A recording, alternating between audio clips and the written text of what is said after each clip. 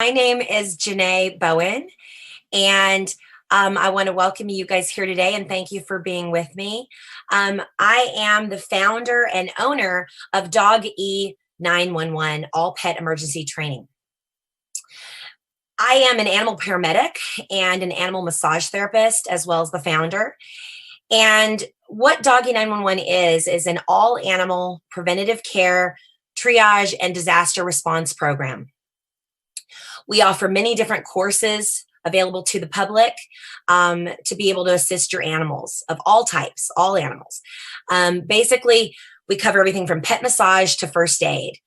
We educate our youth, our pet owners, all types of animal professionals, and first responders to be able to assist animals. And we also do a lot of community service opportunities. So if you're interested in helping to volunteer or gain community service hours, that is something we do as well. We have a junior vet program that works with youth that assist us in not only our events, but they also work towards community service hours and presidential awards. And basically, our mission is to give every type of animal owner a sense of preparation in an emergency. We believe here at DogE911 that you can be your own first responder. So let's talk about how I started this program. DogE911 began in 2007, and basically it started because of a tragedy. I was driving home on the freeway and a black lab ran out in front of my vehicle and I struck him.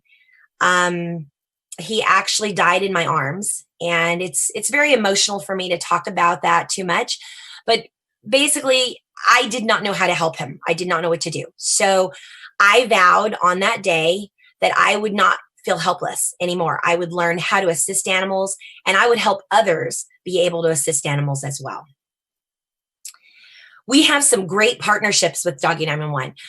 One of the partnerships that we have is my program called Gretagrams. Some of you may have seen Greta featured earlier in the morning with our videos and during the talent portion. Greta is my singing dachshund, and Greta is 14 years old almost in May, and she has been with me since she was a baby. She's been singing since she was about 6 months old, and everyone calls her the Dachshund Diva. So you'll be meeting her later today. One of our other projects is Project Breathe, and we are partnered with them, and they are a national free pet O2 mask program for the firefighters. So that way they donate the oxygen mask to the firefighters so they do not have to raise the money for them themselves. To date, there's over 15,000 masks that have been distributed around the country and in Canada. We also are partnered with Firefighter Cancer Foundation, and they are an international organization that assists first responders with health and wellness, prevention care, and dealing with cancer and illness in the fire service and their families. So we're very proud to work with that organization and help run their animal division. So let's talk about animal disaster response. And let's talk about ways that we can assist our animals. It's extremely important because they can't do this themselves. They can't prep themselves. So we have to help them, and we have to do this. We need to do it for ourselves. We need to do it for them. These lovely little dogs here on the screen are my dogs, and Greta is one of those. And so they're packed and ready to go, but they can't do that themselves. So we need to be prepared and help them. So let's talk about what this means. Animals work on a thing called a fight or flight system. And what that means is when they are scared, nervous, anxious, they are going to do two things, one of two things. They're going to, or both, they're going to fight you, or are they going to flee? They're going to run away, they're going to fight back, or both. And so we want to make sure that we give them as much preparation and be aware of that as possible. They cannot speak to us in a language that we understand. So we need to read and interpret their body language. And by doing so, that can help us to be able to understand them better. Here at DogE911, we can help teach you how to deal with those types of things for emergency, basically understanding behavior for emergency response. And if we are anxious, our pets are going to feel it. I know trainers will tell you that they feel it from, the pets feel your anxiety from the leash coming from you to them. And that is very true. They will sense our anxiety. So if a disaster situation happens and we're stressed out, it's going to stress them. So we need to try to be prepared so that they will remain calm as well. So if we plan ahead, this is going to make it less stressful. And because disasters can strike anywhere at any time, and they're all time sensitive, we want to make sure that we are prepared. Disasters can be either man-made or natural, okay? So a disaster could be anything from, a tornado and some of these bad weather issues that we've been seeing all while we're dealing with this pandemic, by the way. We've got that, plus we've got all these other crazy things going on as well in our weather. That doesn't change because we are dealing with the pandemic. So that is a reason why we have to be prepared. Because they can strike at any time. They can also be man-made, which means it could be like an oil spill or something like a power plant issue. Those can also be disasters. Or it could just be a disaster within your own home, a fire in your home. But the COVID-19 issue that's happening right now is also considered a disaster because of the things that are happening. And so, again, this is another reason to be prepared. All right, why is this important and how did things change? Let's talk about that. Basically, in 2006, we had a very big tragedy called Hurricane Katrina. And those of you that do remember Hurricane Katrina, remember what a massive destruction it was to our country. And so we've had a lot of disasters since. We've lost a lot of animals since, like with these fires in Australia. But the reason this is so important is because there was no animal response system at the time. People were working to help animals, but it was not across the board and no one was working together. So over 600,000 animals lost their lives or were impacted because of Katrina, which is a very large number and was basically needless because there was no response system. We had people being upset about leaving their animals behind. We had 44% of the population that refused to evacuate without their animals. I know I would have been one of those people. And we had lots of animals die or get injured for just no reason at all other than no preparation. The other thing that happened is we had large health and safety risks. And basically what that incurred was first responders trying to go back in and get people out of unsafe situations where people were trying to go back in and get their pets and then they'd get stuck injured while they were doing that. But we also have things like spread of disease, animal carcasses, lying around and economic loss. So this affects everyone, not just pet owners. Some people may say, why do I need to know this for animals? Well, because even if you are not a pet owner, this will impact you. All right, so these pictures that I have now are some from Hurricane Katrina, and they are pretty powerful because you can see how it affected animals, not only wildlife and domesticated pets, but also farm animals. You can see these photos have, they're pretty, devastating to see how animals were impacted and how we weren't able to assist them in a way that we should have been. So what has changed? Let's talk about that.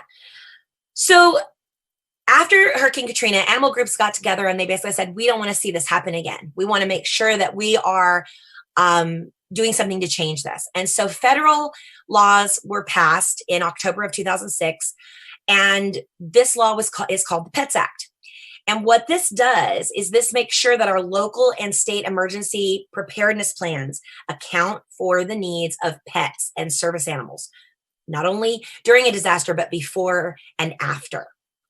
It also makes sure that FEMA works to provide aid to individuals with pets and service animals. And it allocates funding to help make sure that we create pet-friendly shelters, which means that there's facilities now that can help take in your animals with you or without you and be near you.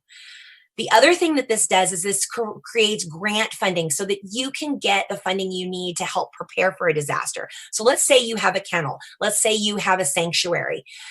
You want to be able to get funding for disaster supplies. You also want to get funding to help your rescue.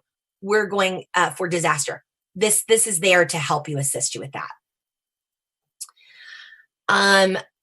The other thing that happened was another bill passed right after that. It's called the Post-Katrina Reform Act. And this placed responsibility on the Department of Homeland Security to implement and work with the PETS Act. Since these two federal bills passed, there's been over 30 states that have also adopted legislation to make sure that there is an emergency management system set up for animals. Now, that means that there's a federal umbrella protecting animals, but there's also state bills that were made to protect. So it takes it even further. So whether you are in a state that has this legislation or not, you still fall under the federal platform, the umbrella of having that PETS Act and that protection for that.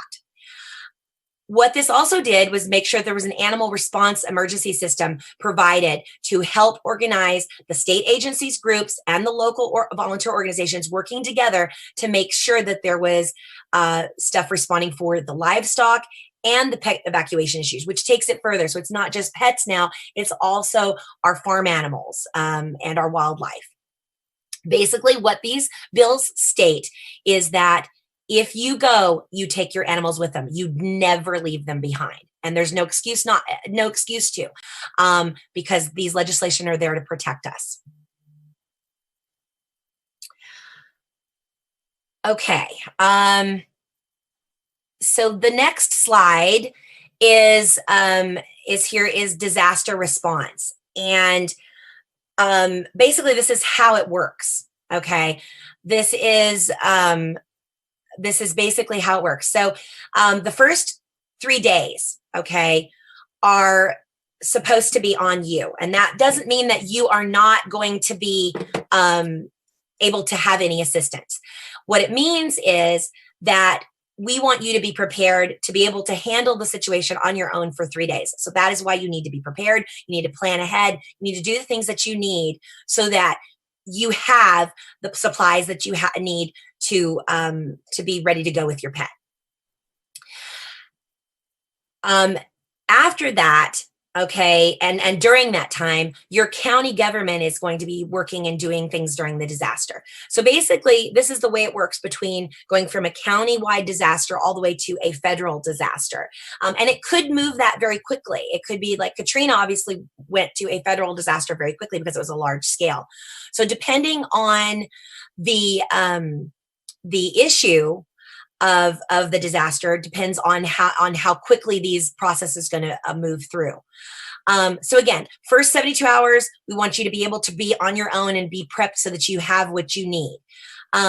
During that time, your county, local government, and volunteer organizations are going to respond to the needs of the community. And that can include anything from animal services to our humane societies, to our equine groups, to our wildlife rescues, and everyone in between, like Red Cross, United Way, the sheriff's office, the highway patrols, the fire departments, all of those groups, okay? Once the county becomes overwhelmed, what's going to end up happening is now it's going to move to outside aid within other counties that are surrounding you. Those groups are now going to come in and assist. And then once that, kind of gets blanketed and overwhelmed, we're going to bring our state agencies in and then moving out to federal. And that's where our big animal organizations like Humane Society of the United States and ASPCA, American Humane, and our National Veterinary Response Team will be helping and assisting. Okay, another group that works with us during this time is the VOAD organization. And VOAD is actually a group called Voluntary Organizations Active in Disaster. What this group is, if anyone doesn't, if most people probably don't know this unless they work disaster response, is there are county, state, regional, and nationwide chapters that work with our community to make sure that we build a strong disaster plan. And that puts all those organizations that I mentioned earlier, our humane societies, our fire departments, our Red Crosses, make sure that they all work together, and they're cross training, which is extremely important because now we know what each other is doing in the event of disaster, and can make sure that the animals are safe and protected. This will make sure that we are much more equipped to handle a crisis with their pets, with the public and their pets. And the other thing that's really important is the there is an animal response branch now under the incident command system. So we have our incident commander, and we have all the branches that basically fall under that in an emergency. There is an animal response branch now a part of that. And so that is extremely important because that makes sure that all of these things are being done and all of these ways are protecting animals. All right. The next slide here is going to talk a little bit further. So circus animals need to be kept with their owners at all times. It's extremely important, but especially during a disaster. This is very imperative. And so we want to make sure that we're educating these groups that I talked about, these groups that work in disaster, that they need to keep the animals with their humans. Okay, not only for the human's sake, but also for the animal's sake during disaster, because it's a lot more stressful. All animal-based businesses will impact others, again, even if you don't have an animal, because if you have things like rescues, zoos, farms, in a disaster, those animals are going to be impacted. They could get loose. They could become injured. They could die. That's going to affect others. We've seen that right now with what's going on with the food stuff with the pandemic. Okay, so you may not be an animal lover, you may not be a pet owner, but it's going to still impact you. So we want to make sure that all of those businesses and all of those people have a preparedness. And our first responders basically now are authorized, which they weren't before. A lot of them are animal lovers, so they were assisting, but they're basically authorized now to do this as a secondary primary rescue behind the human, as long as it's not endangering their mission. So let's talk about preparing and ways that we can be prepared. So first thing on my list is setting up your action plan for evacuating. That is extremely important, okay, so that you know what you're doing. Next would be to build a pet first aid and disaster kit so that you have the items that you need for your animals.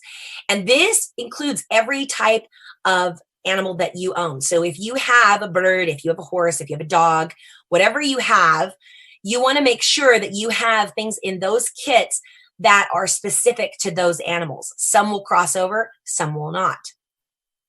We also want to make sure that we are taking extra preparation by taking an animal first aid course. Like I talked earlier, we offer lots of different courses. So please check us out at DogE911.com and make sure that you comment and let us know what your concerns are, and talk to us about taking a class online or in person. It's extremely important. All right, so let's set up our evacuation plan. Basically, what we're going to do is we're going to include places where we can go with our animals, okay? We want to make sure that we can have them with us if at all possible. So check ahead. You can stay with friends and relatives. You can go to hotels. You can go to campgrounds with your animals if you have, a way to do that, or a travel trailer, or even just a tent and go stay with your animals, okay? Find a way that you have somewhere to be with them if possible. If you are traveling, okay, let's say you're traveling with your travel trailer like we do, or you're traveling across the country with your pets, please make sure that you also prep for this and you have a disaster plan ready for that, because that's extremely important as well. Red Cross works with our VOAD groups to make sure they co-locate human and animal shelters. And so, make sure that if you, so basically what that means is that even if your Red Cross does not take animals in, what's going to happen is they're going to have a shelter nearby where you can be close to your animals. Okay. And check ahead of time with other, facilities that you like, because even if they don't take pets on a normal basis during a disaster, they may. So if you can't stay with your animals, what are you going to do? The small animals are both going to be evacuated to places like shelters and humane societies. And you can also check with your vet, rescue groups that you like, and daycares and kennels, because they can also possibly take in animals in a disaster. Now, large animals aren't going to be able to go to the hotel with you. So we're going to make sure that they are being safe by being put in places like racetracks, fairgrounds, farms, and ranches. And some places have made prior arrangements ahead of time with the disaster response teams to make sure that they have this set up ahead of time to move animals safely. All right.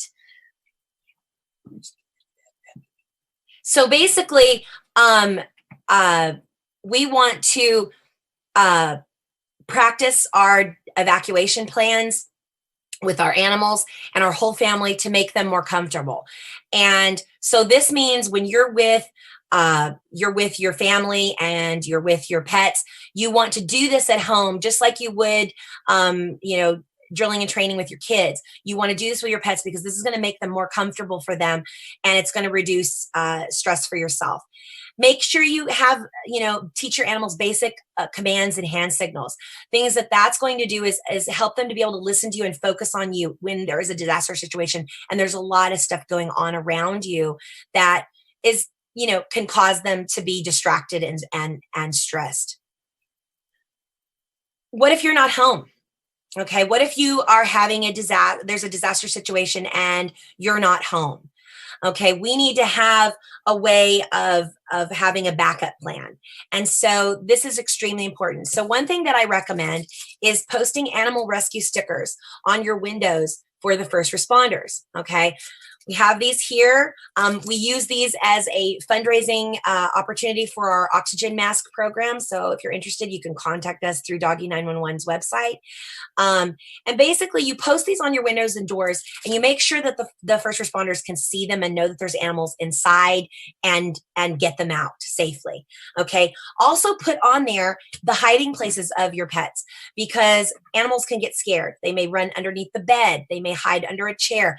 First responders want to be able to find them quickly and get them out safely.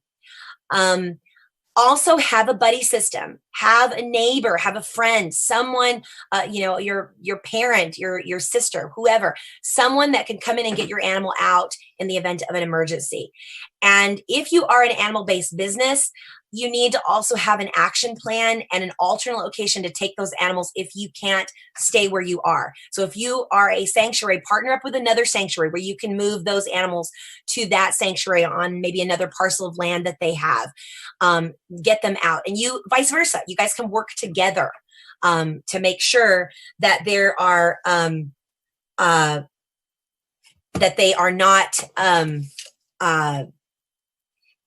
You can work together to make sure that you guys are on the same page and assisting each other in the event of an emergency.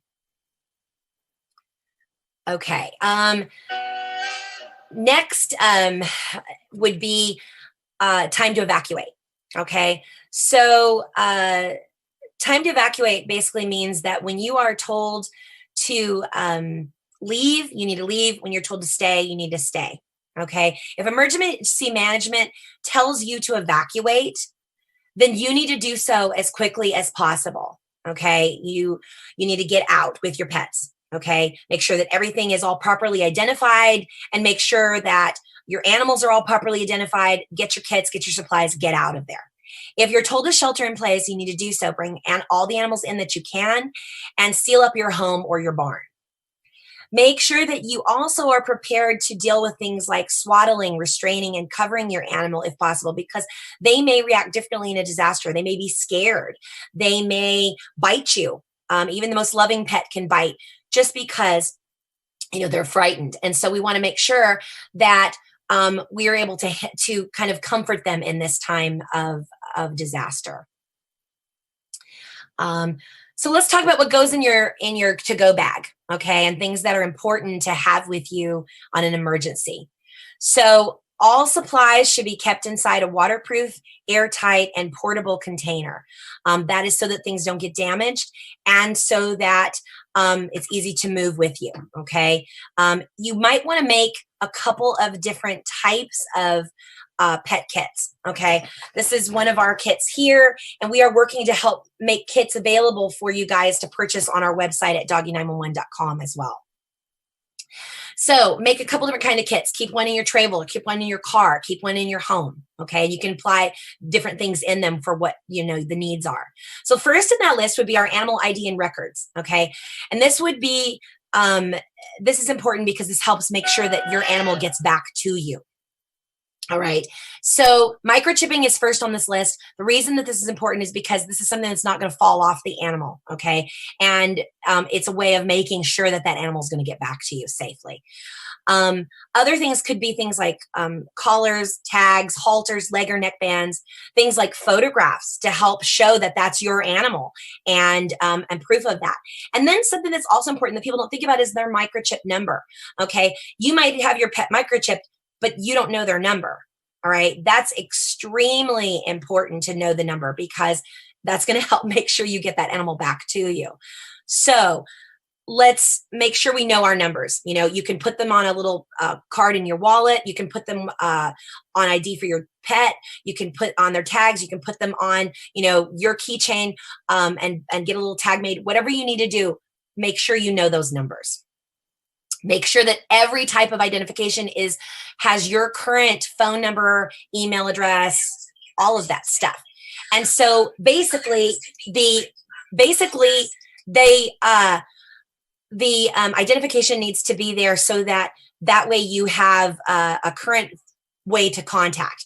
So if you've moved recently, like I just did about 2 months ago or a month ago, you need to make sure you update that stuff. All veterinary records need to be included in this. Everything needs to be included with this. All vaccine records, allergy lists, medications, okay, any special needs for your pets. And why would we need your current vet information as well during a disaster? Because we may need to talk to them. We have vets on staff, but we may not have a vet. We don't have your vet necessarily, and we want to make sure that we need to talk to them if there's something that's going wrong with your pet. All of these vet records and stuff need to be kept in some kind of laminate or something inside a sealed bag so they don't get damaged. Or you can put them on your phone, okay? You can take photos and put them on your phone and store them there. That's another great option, just so that, you know, you're not losing them. Okay, next on our list is transport and restraint. Okay, this includes any way to keep your pet controlled and contained in a time of emergency to move them and get them out safely. Leashes, muzzles, carriers, crates, pens, all of those type things to get them out, okay? And get your animals accustomed to this ahead of time. Please don't wait until the last minute to do this because you don't want to wait. It's going to scare them. It's going to frighten them during a time of disaster. Make sure that they're comfortable with their crate, their trailer. I've seen horses that have broken legs, hit their head, trying to get in a horse trailer for the first time. So please practice ahead of time and make it kind of a less stressful transition for your pet. Make sure that all of these are equipped with your identification too. The more ID, the better. Everything on you, the pet's things helps make sure that you guys stay together in a large scale disaster. Next on our list would be medications and first aid. Okay, so medications would be anything that would be specific to your pet if they're on medications. You need at least a 2-week dosage supply. And you can ask your veterinarian to provide you with extra medicine for a disaster kit. Now remember, medications expire, so you may have to rotate these out. Okay, and then triage supplies for each specific animal. So we're going to talk about what goes in your pet first aid kit right now. Okay, things that you need to have. So you need your own animals, veterinary contact info, and the ER clinics that are near you, okay? Those are important because, number one, you may panic in an emergency. You want to make sure you have that stuff with you. But if you have someone caring for your pet, you want to make sure you have that stuff also there so that they can get to it easily. You want to have their medication list that your pet specifically takes if they're on medication. And then you want to have other medications that can assist your animal in time of emergency, like diphenhydramine, which is Benadryl, okay? Benadryl can be used for a wide range of things with animal emergencies. Also, hydrocortisone and antibiotic ointment. And then things like simethicone, which is basically like a Tums, okay? It's a liquid resource for gas and for upset stomach. It's really, really wonderful, okay? So we want to have that. We want to have assorted gauzes and bandages, okay, in our kit, compresses, things that we can use for multiple types of wounds and for multiple sized animals. We want to have things like Coflex tape or vet wrap. Okay, this is great because this does not bind to the wound and it does not stick to the animal's fur. All right, we want to have tweezers, okay, or splinter forceps, trauma shears, okay, things like this in our kit. We want to have a thermometer and a pen light to be able to look inside the eyes, ears, mouth, and an old credit card. Why would we need an old credit card? All right, so old credit card would be used for things like removing a stinger. So you're going to safely remove the stinger with the credit card by sliding it from the side. What's going to happen when you do that is you're going to safely remove the stinger and not pull it out and have it break or release more toxins into the skin. So save an old credit card. Things like gloves and a muzzle and a leash, an instant cold pack, okay, that you can use right away to put on your animal. Things like a space blanket, which take up very little room in your kit, but also are, used in a time of an emergency. But if you have a larger kit or a disaster kit, you can also throw other blankets or towels in there. Old towels are great for a lot of things. Glucose paste, which can be rubbed on the gums of the animal if they're diabetic or you have an animal that is having issues eating or that is lethargic. Epsom salts or saline wash, which can be used to clean out wounds. Rubbing alcohol or hydrogen peroxide, okay? And what we can do with these little alcohol wipes, which is really great, is we can take an alcohol wipe and swipe the pads of the feet. So what this does is if an animal is overheating, it actually helps bring the core temperature of the animal down safely and slowly. There's blood vessels in the bottoms of the feet, and so that will help open that up and help that animal in an emergency. Things like petroleum jelly or KY jelly. You would use that basically to basically open, if you have a wound, you could use that to hold the fur back, swipe and hold the fur back out of your wound track to clean. And you also can use it to be able to take a temperature, okay, by lubricating the thermometer. Eye wash lubricant, okay, stuff to put on the eyes if an eye pops out of socket or if there's something to if you need to flush the eye for some reason. A septic powder or pencil, something to use for broken nails, okay? And then things like baking soda are also great because you can use this to make a paste for a bleeding wound or for a bite wound to help kind of take out some of the sting. Syringes of all types, and I've got many different sizes here, okay? And so you want those for flushing wounds, for administering medicine, nail and grooming clippers, and then anything specific for your pet or any other holistic treatments that you'd like to add in there, like things like Wound Balm, which I love, which is a great holistic antibiotic ointment, neem powder for fleas, or even a little packet of meat tenderizer. This is great for making a paste with water, and you can use this for poisonous bites. All right, so let's go back to things on our disaster kit. So we need to make sure we have also food and water. We want to make sure that we have food and water for our animals and have enough food and water for them for a 3-day supply if we are evacuating. Remember, I talked about those 3 days being on your own, or a 2-week supply if we are sheltering in at place at home like we are now, because we want to make sure we have enough food. And water varies because it varies on the size of the animal.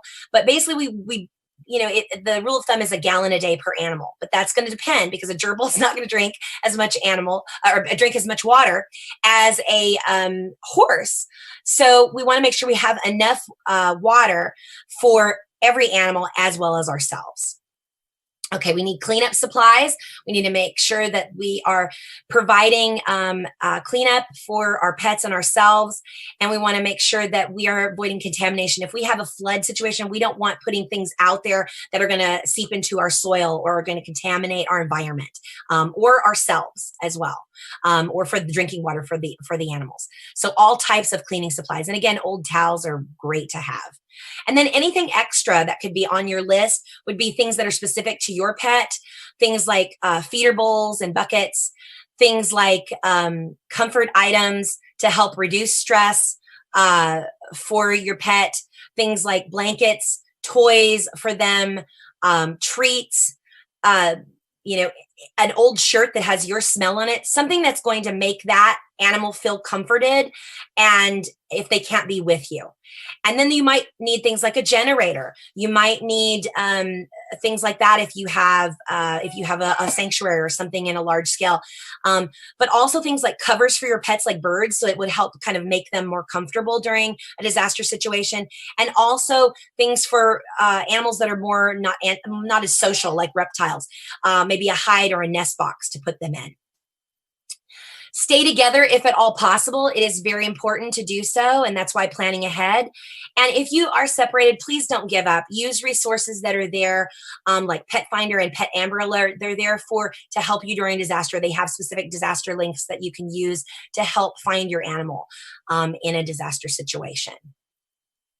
So let's talk a little bit about what's going on right now with this COVID-19 and your animals, and how this disaster response also plays in.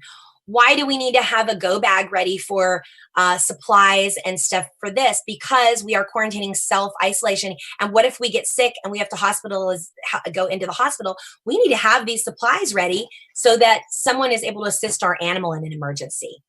Okay. COVID-19, I'm going to talk a little bit about this in your animals.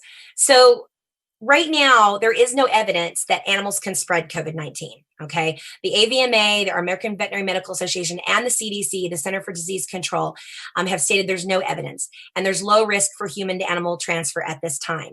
There has been a few animals that have tested positive. Their thoughts are that possible transmission was through fur or hair and saliva. Okay. But they're really not sure. So until more is known, basically what the guidelines are is if you are sick, just avoid your pets as much as possible, or wear a face covering. Okay. Don't pet them or snuggle, kiss them, hug them, share food, and make sure you're washing your hands before contacting them. Just another way of precaution. And also avoid other animals and other people and animals. So social distance with other animals and people as well. Okay. And one of the things I've seen when I've gone out to the stores recently and done things for myself is I've seen people bringing their animals with you. Leave your pets at home. This is not the time to take them with you. Leave them at home. Just because we still don't know a lot about how it's transferred, just leave them at home. It's safer for them. Okay. It's just much safer for them at this time. We have made up a authorization form that you can pull off of our websites and off of our links. And this is an authorization care form that you can use to give to first responders, put with your first aid kits. This is there to be able to give to the first responders and to someone that you trust to make sure that your animals are cared for in an emergency. This gives authorization to do that if you are hospitalized or become ill. So please prepare for your pets. It is imperative that we do this for them. Use the things that we've talked about today with building kits, taking classes. Go to DogE911.com for more information and training, and use this to be able to assist you to be able to plan for your pets. These are my lovely little dachshunds here on the screen, and these dachshunds mean the world to me. So I want to make sure that I do everything I can to take care of them in the event of a disaster. So now we have a special guest here really quick. Greta is going to be joining me, and we are going to do a little song for you. And thank you for watching us and being a part of disaster response here today. And so we're getting her little costume on right now, and she is going to sing just a few bars of her favorite song, which is You Are My Sunshine. And this is just, again, to promote our program. Please go to our website, DogE911, DOGE911.com. Thank you for listening to our information today. And basically, we're going to perform for you right now. So this is Greta, and Greta and I are going to sing for you right now. And we thank you for watching us. Okay, here we go. You are my sunshine, my only sunshine. You make me happy when skies are gray. You'll never know, dear, how much I love you. Please don't take my sunshine away. And she did a slow start there today. So I'm not sure. Wait. You are my sunshine, my only sunshine. You make me happy when skies are gray. All right. So Greta and I thank you for watching. We thank you for supporting this program and donating. Please donate and support. Please go to DogE911, DOGE911.com, and check out more information. And we're going to be queuing up here a rescue that means a lot to us here in a moment. They're going to be playing some information. It's Nick's Neverland Senior Sanctuary. And it's a rescue that means a lot to us and our program. We please ask that you support them. And again, thank you for joining us. DogE911.com.